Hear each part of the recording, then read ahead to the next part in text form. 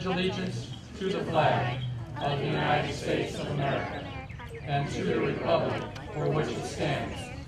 Today, all who wear the uniform of the United States carry with them the proud legacies of those who have made our nation great, from the patriots who fought at Lexington and Concord to the troops who stormed the beaches at Normandy. Ordinary men and women of extraordinary courage have, since our earliest days, answered the call of duty with valor and unwavering devotion.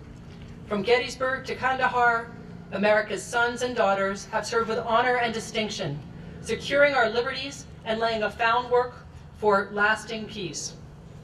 On the solemn day in which Americans unite in remembrance of our country's fallen, we also pray for our military personnel and their families, our veterans, and all who have lost loved ones.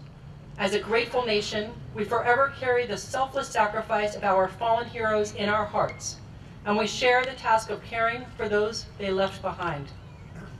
In his second inaugural address, in the midst of the Civil War, President Lincoln called on our embattled nation to care for him who shall have borne the battle, and for his widow and his orphan, to do all which may achieve and cherish a just and lasting peace amongst ourselves and with nations. On this Memorial Day, and every day, we bear a heavy burden of responsibility to uphold the founding principles so many died defending.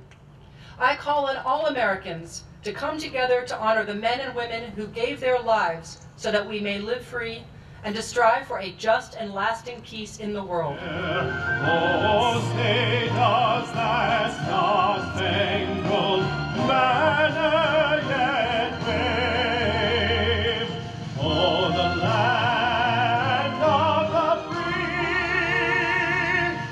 and the home of the brave? Battlefield of that war, we have come to dedicate a portion of that field as a final resting place for those who here gave their lives that that nation might live. It is altogether fitting and proper that we should do this, but in a larger sense, we cannot dedicate, we cannot consecrate, we cannot hallow this ground. The brave men, living and dead, who struggled here have consecrated it far above our poor power to add or detract. The world will little note, nor long remember what we say here, but it can never forget what they did here. It is for us, the living rather, to be dedicated here to the unfinished work, which they who fought here have thus far so nobly advanced.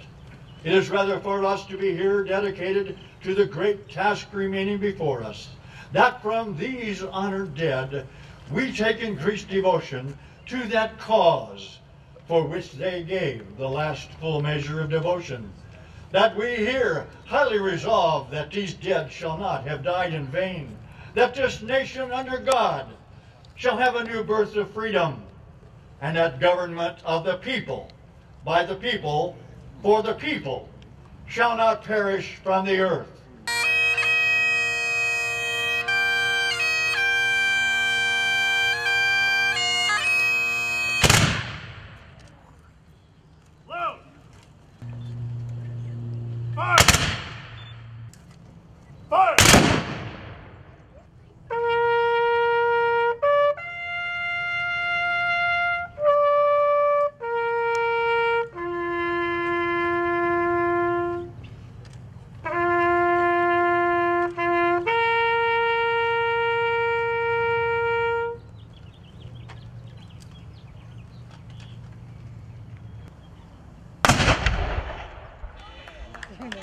Thank you very much. Please join us for some ice cream and cold water.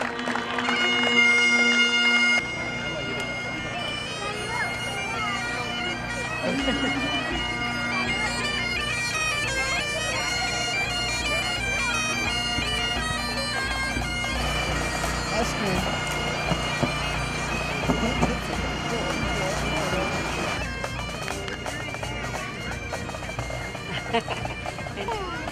Color company! Left wheel! Forward!